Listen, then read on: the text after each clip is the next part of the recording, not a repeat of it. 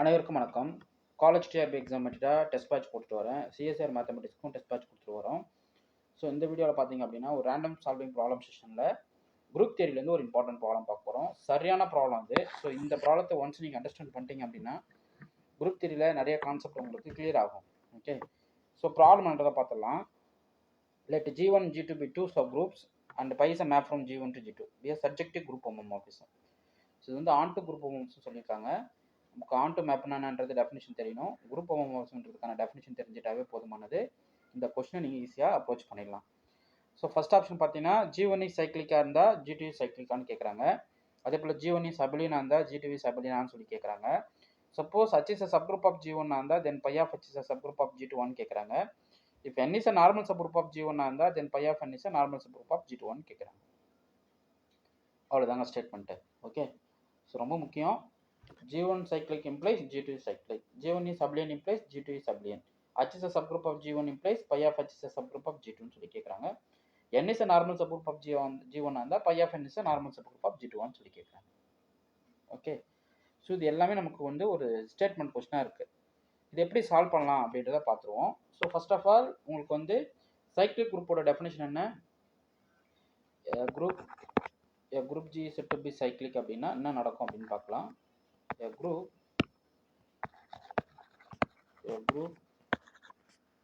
G is said to be cyclic. அப்படின்னா if for any x belongs to G there exists unique element. Okay, unique element G in G such that G power n equal to x for some n. Okay, இது வந்து natural number, positive number தான் அது. So for some n belongs to n. இது வந்து cyclic குரூப்பான என்னோட definition. So இல்லைன்னா உங்களுக்கு controversy இருந்தால் ஜஸ்ட் நீங்கள் சேஞ்ச் பண்ணிக்க, ஒன்றும் ப்ராப்ளம் கிடையாது. பட் என்னோட டெஃபினிஷன் இதுதான். அதாவது ஏன் இப்போ ஒரு குரூப்புக்கு வந்து ஜென்ரேட்டர் வந்து மோர் தென் ஒன் கூட இருக்கலாம்ல, ஏன் நீங்கள் யூனிக்னு போட்டீங்க அப்படின்னு தோணலாம். மற்ற எலமெண்ட் இருக்குன்னு எனக்கு அவசியம் கிடையாது. எனக்கு ஏதோ ஒரு எலமெண்ட் எக்ஸிஸ்ட் ஆகும், அந்த எலமெண்ட்டை வச்சு நான் என்ன பண்ணிவிடுவேன், ஹோல் குரூப்பை ஜென்ரேட் பண்ணிவிடுவேன். ஓகே, ஸோ அதனால் எனக்கு வந்து இந்த யூனிக் சொல்கிறதுல எனக்கு ஒன்றும் உடன்பாடு பெருசாக தவறுன்றது கிடையாது. Okay fine. இப்போ என்னுடைய புரிதலுக்கு நான் இதை அசியூம் பண்ணிக்கிட்டேன். Group G set to be cyclic இருந்தால் for any x in G there exist an element in G belongs to G such G power n equal to எக்ஸாக இருக்கும் ஃபார் சம் n-க்கு. ஓகேங்களா? ஸோ இதுதான் வந்து சைக்ளிக் குரூப்போடைய definition. என்னோட definition note பண்ணிக்கணும், ரொம்ப முக்கியம். இதை வச்சு தான் நம்ம முடிக்க போகிறோம். ஓகே சரி, குரூப் ஹோமோமார்பிசம்னா என்ன? Phi is a map from G1 to G2. இது வந்து ஒரு குரூப் ஹோமோமார்பிசமாக இருக்கணும் அப்படின்னா கண்டிஷன் என்ன? சப்போஸ் இதில் ஒரு ஆப்ரேஷன் வந்து ஸ்டார் எடுத்துக்கிறீங்க, இதையும் ஸ்டார் எடுத்துக்கிறீங்க அப்படி இருக்குன்னு வச்சுப்போம். குரூப் ஆப்ரேஷன் வந்து ஸ்டார். இப்போ phi of G1 star G2 வந்து எப்படி எடுத்துக்கலாம்? Phi of G1 star phi of G2. Okay, so இதுதான் வந்து குரூப் ஹோமோமார்பிசத்தோட டெஃபினிஷன். சப்ஜெக்டிவ்னா அர்த்தம், சப்ஜெக்டிவ் மேப்பிங்னா அர்த்தம். சப்ஜெக்டிவ் மேப்போட டெஃபினிஷன் என்ன அப்படின்னு பார்க்கலாம். சப்ஜெக்டிவ்ன்றது என்னன்னா, ஸோ இந்த G2லேருந்து நீ ஒரு எந்த ஒரு எலமெண்ட் பொறுத்தினாலும் அதுக்கு கரஸ்பாண்டிங்காக G1ல் எனக்கு ஒரு எலமெண்ட் கிடைக்கும். ஓகே, ஸோ இது வந்து மேப் பை. இது சப்ஜெக்டிவ் மேப் அந்த அர்த்தம், எந்த ஒரு எலமெண்ட் எடுத்துக்கிட்டாலும். அப்போ for every G2 belongs to capital G2 there exist at least okay at least one element. Okay, one element G1 belongs to capital G1 such that pi of G1 equal to G2. So இது வந்து என்னன்னா சப்ஜெக்டிவான condition. So இதுலேருந்து நீங்கள் ஒரு எந்த element consider பண்ணாலும் இது for every G2 there exist G1. Okay, such that ஒரு இமேஜ் G2வாக வரும். அவ்வளோ, இது சப்ஜெக்டிவான definition. So group homomorphism definition தெரியுது, சப்ஜெக்டிவான டெஃபினிஷனும் நமக்கு கிளியராக தெரியுது, சைக்ளிக்கோட டெஃபினிஷன் நமக்கு தெரியும். இப்போ நம்ம கொஷின்ஸ்குள்ளே வந்துடலாம். ஃபர்ஸ்ட் என்னென்னா G1 cyclic implies G2 is சைக்ளிக்கான்னு கேட்குறாங்க. ஓகே, G2 இஸ் சைக்ளிக்கான்னு இது எப்படி ப்ரூவ் பண்ணுறது அப்படின்னு பார்க்க போகிறோம். So assume G1 is cyclic இல்லைங்களா? அசியூம் G1 இஸ் சைக்ளிக் அப்படின்னா அர்த்தம் for any x belongs to G1 there exists n such that so G power n equal to x or G1 power x G1 power n equal to x இந்த definition எடுத்துக்கலாம். சைக்கிளிக்கான definition எந்த ஒரு x எடுத்துக்கிட்டாலும் some இங்க G is called generator of G1 is called generator of G1. So இந்த G1 வந்து generate notation இருக்கணும் அப்படின்னா இப்படி எழுதிக்கலாம். Okay there exist n such that G1 power n equal to x. இப்போ நம்ம G2 சைக்கிளுக்கு நம்ம ப்ரூவ் பண்ணணும். ஓகே குரூப் ஹோம்ஸ் யூஸ் பண்ணி தான் நம்ம ப்ரூவ் பண்ண போகிறோம். புரியுதுங்களா? ஃபைன். இப்போ ஜஸ்ட் நான் என்ன பண்ண போகிறேன் அப்படின்னா இந்த எலமெண்ட் ஆக்சுவலாக எங்கே இருக்குது? இந்த எலமெண்ட் எங்கே இருக்குது? எக்ஸல் G1ல இருக்கிற எலமெண்ட்.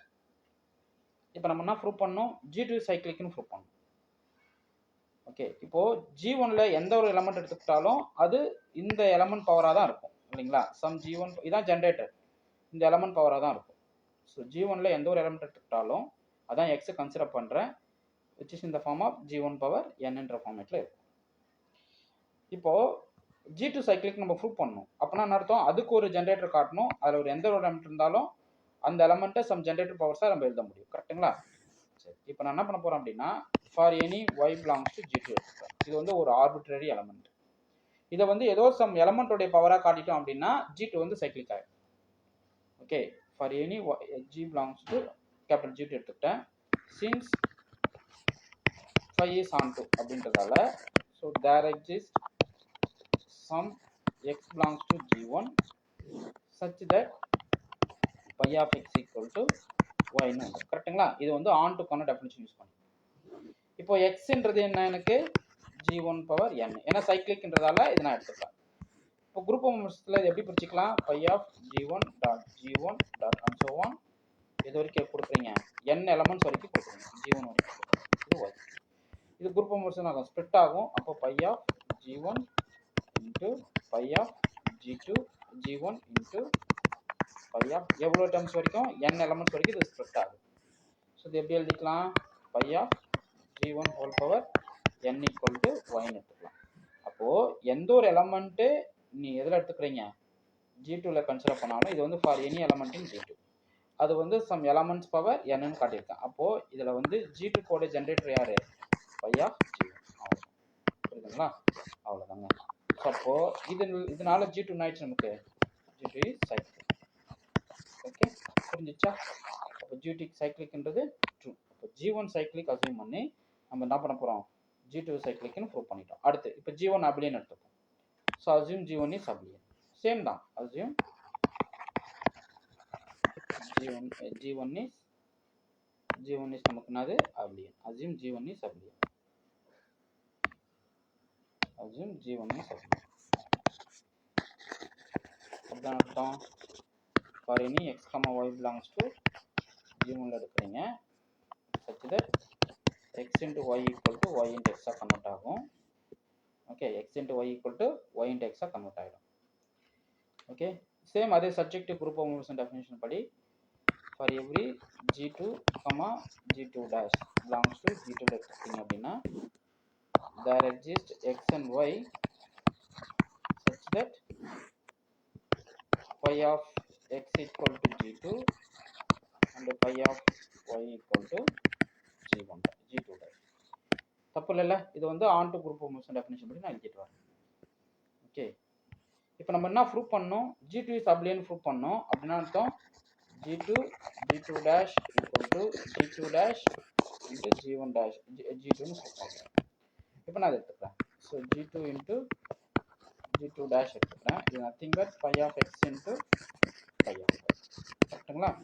இது எப்படி எழுதிக்கலாம்? phi of x into y by homomorphism. இப்போ எக்ஸோட வேல்யூ என்ன பாருங்க. எக்ஸோட வேல்யூ என்னன்னு எழுதிருக்கேன் சொல்லுங்க பார்ப்போம். அதாவது இந்த இப்போ இது ரெண்டும் அபிலியன் இல்லையா? ஸோ இந்த டேர்ம் என்ன ஆகிடும்? y into x கன்வெர்ட் ஆகிடும். இப்போ அகைன் நம்ம என்ன பண்ண போகிறோம்? இந்த group of moves definition use பண்ண போகிறேன். இது phi of y into phi of x convert ஆகிடும். So this is nothing but G2 dash இது வந்து G2. சப்போ G2 டேஷை எப்படி கன்வெர்ட் பண்ணியிருக்கேன்? G2 dash G2ன்னு கன்வெர்ட் பண்ணியிருக்கேன். இதில் இருந்து நமக்கு G2 is abelian. G2 is abelian. எல்லாமே குரூப் ஆஃப் மூவ்ஸ் தான். இல்லைன்னா உங்களுக்கு மிஸ் ஆகுதான்னு பாருங்கள் கான்செப்ட். பேக் போய் பாருங்கள். ஸோ என்ன பண்ணியிருக்கேன்? இப்போது G1 is abelian எடுத்துக்கிட்டோம். அப்போது எந்த 2 எலமெண்ட் எடுத்துக்கிட்டாலும் இந்த ப்ராப்பர்ட்டி சாட்டிஸ்ஃபை பண்ணும், அபிலியனோட கண்டிஷனை சாட்டிஸ்ஃபை பண்ணும். இப்போ G2 is abelian ப்ரூவ் பண்ணோம். அதில் நான் 2 எலமெண்ட் எடுத்துக்கிறேன். ஸோ எந்த 2 எலமெண்ட் எடுத்துக்கிட்டாலும் corresponding x and y such that இந்த கண்டிஷன் ஹோல்ட் ஆகும். கரெக்டாக, ஏன்னா ஆன் டு ஹோமோமார்பிசம்ன்றதால ஏதோ ஒரு எலமெண்ட்டுக்கு, அதாவது இந்த ஒரு எலமெண்ட்டுக்கு சம் எக்ஸ் கிடைக்கும், இந்த எலமெண்ட்டுக்கு சம் ஒய் கிடைக்கும். ஸோ அதுதான் இங்கே வந்து ஆன் டுவாக நான் எழுதியிருக்கேன் டெஃபினிஷன். நம்ம என்ன கிளைம் பண்ணோம், இதுதான் நம்ம கிளைம் இல்லையா. கிளைமிங் வந்து பார்த்தீங்க அப்படின்னா G2 G2 dash equal to G2 dash G2. இது வந்து இந்த 2 எலமெண்ட்டுமே G2ல இருக்கு. ஸோ ஜஸ்ட் இந்த ப்ராடக்ட் எடுத்துக்கிறேன், இது ஆப்போசிட் ப்ராடக்டாக மல்டிபிள் பண்ணி காமிச்சிட்டோம்னா போதுமானது. அப்போது இதனுடைய வேல்யூ வந்து பை ஆஃப் எக்ஸ், இது பை ஆஃப் ஒய். ஸோ இது வந்து குரூப் ஆஃப் மெம்பர்ஸ் போய் பை ஆஃப் எக்ஸ் இன்ட்டு ஒய்னு எழுதிக்கலாம். இங்கே அப்ளியன் கேஸ் ஒர்க் ஆகுது, அப்போ ஒய் இன்ட்டு எக்ஸ்னு கன்வெர்ட் ஆகும். So phi of y into phi of எக்ஸ்னு கன்வெர்ட் ஆகும். ஸோ இது வந்து G2 டேஷ், இது வந்து G2. ஸோ ஃபைனலாக G2 இஸ் அப்ளியன். ஓகே, அவ்வளோதான். அடுத்து பார்த்தீங்க அப்படின்னா assume n is a subgroup of G அப்படின்னு எடுத்துப்போம். Assume n is a H is a subgroup of H ன்னு கொடுத்துருவோம் இல்லையா. assume H is a subgroup of G1. To claim phi of H is a subgroup of எதுக்கு G2. ஓகேங்களா, இதுதான் நம்ம claim பண்ணணும். ஸோ இதில் ஏதோ ஒரு ஆப்ரேஷன்ஸ் இருக்குது, அதை வந்து நம்ம கிளைம். இப்போ குரூப் ஹோமோமார்பிஸோடைய பேசிக் டெஃபினிஷன் ஒன்று இருக்குது. என்னன்னா குரூப் ஹோமோமார்பிசம் நீங்கள் எடுத்துக்கிட்டீங்க அப்படின்னா, ஸோ இங்கே இருக்கிற ஐடென்டிட்டி எலமெண்ட்டை அங்கே இருக்கிற ஐடென்டிட்டிக்கு மேப் பண்ணணும். இது வந்து first statement. Okay, so phi of E1 இருந்தால் அங்கே இருக்கிற E2க்கும் மேப் கொடுக்கும். ஸோ ஐடென்டிட்டிக்குனா அது மேப் கொடுக்கும் எப்பவுமே குரூப் ஹோமோமார்பிசம் பொறுத்தது. இது ரொம்ப முக்கியம். இப்போது let E1 belongs to H ன்னு எடுத்துக்கிட்டீங்க அப்படின்னா பை ஆஃப் E1 எதில் இருக்கும், பை ஆஃப் Hல இருக்கும். கரெக்டுங்களா, கரெக்டு தானே.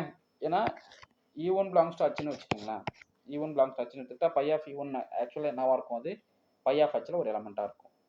ஸோ இந்த எலமெண்ட்டோடைய ஐடென்டிட்டி வந்து E2வாக இருக்கும். So E2 belongs to phi of H.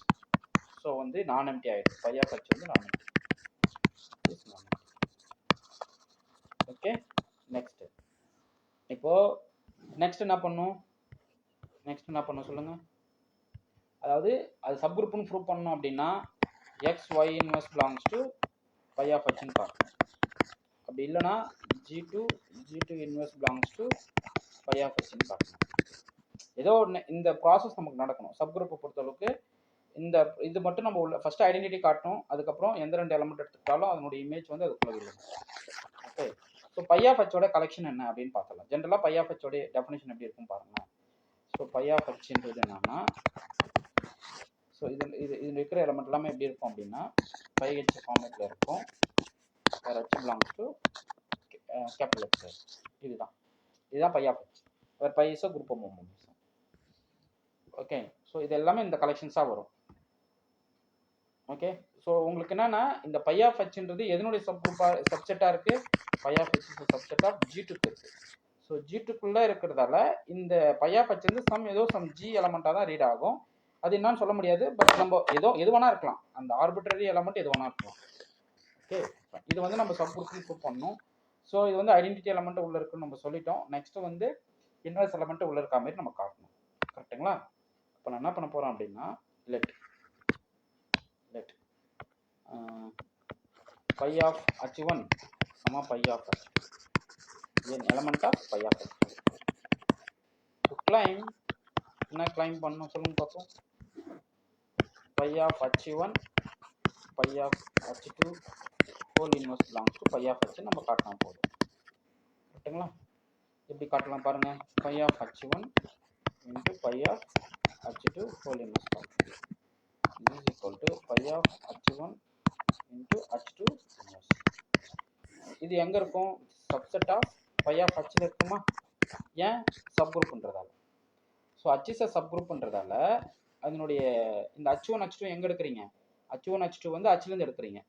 So அப்போது H இஸ் சப் குரூப்ன்றதால இந்த காம்பினேஷன் வந்து கண்டிப்பாக எங்கே வரும், Hல வந்துடும். அப்போது இதனுடைய இன்க்ளூஷன் வந்து இந்த செட்டுக்குள்ளே விழுந்துடும். So phi of H1 H2 இன்னும் subset of phi of H ஆகும். சின்ஸ் ரீசன் எழுதிக்கிங்க, H1, H2 வந்து Hல இருக்குது.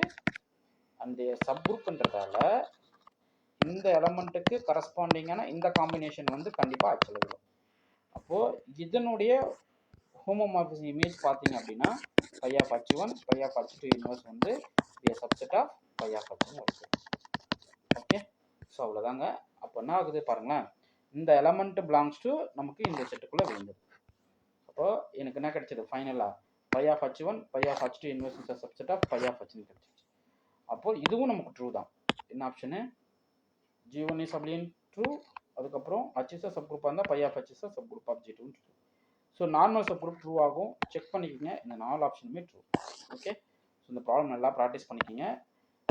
நீங்கள் செக் பண்ணிட்டு உங்கள் ஆன்சரை கமெண்ட் பண்ணுங்கள். உங்களுடைய ஆன்சர் என்னன்றது நீங்கள் எனக்கு கமெண்ட் பண்ணுங்கள். So n is normal subgroup of g இருந்தால் phi of n is normal subgroup of g2 இருக்கும் அப்படின்றது ட்ரூ. இதெல்லாம் ஏன் ட்ரூ அப்படி தெரியுமா?